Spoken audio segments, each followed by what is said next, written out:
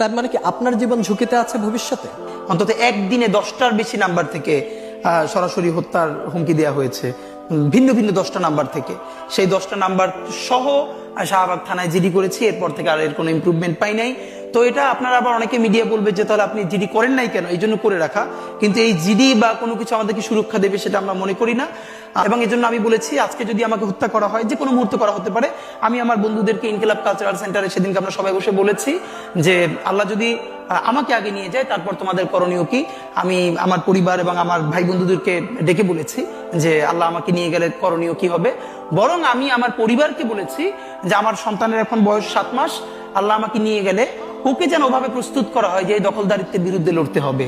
আল্লাহ ওকে যদি বড় করে ওর সন্তানও দখলদারিত্বের বিরুদ্ধে লড়বে, এই স্পিরিট যেন ওকে দেয়া হয়, এটা আমি আমার পরিবারকে বলেছি। সে আছে। আর একটা মজার ব্যাপার হলো যে আমি যখন ইনসাফের লড়াই করি তখন তো সেখানে পরাজয়ের কিছু নেই। আমি বেঁচে থাকলে আমি গাজী হিসেবে লড়বো, আমি মরে গেলে শহীদ হয়ে আল্লাহর কাছে চলে যাব। আর আমাদের এই লড়াই তো হার জিতের কিছু, আমরা জিতের উপরেই আছি। আমাদের জীবন বেঁচে থাকলেও জিত, আমাদের জীবন চলে গেলেও জিত। আপনার একটু হারানোর কিছু ছিল না, সুতরাং লড়াই চলবে।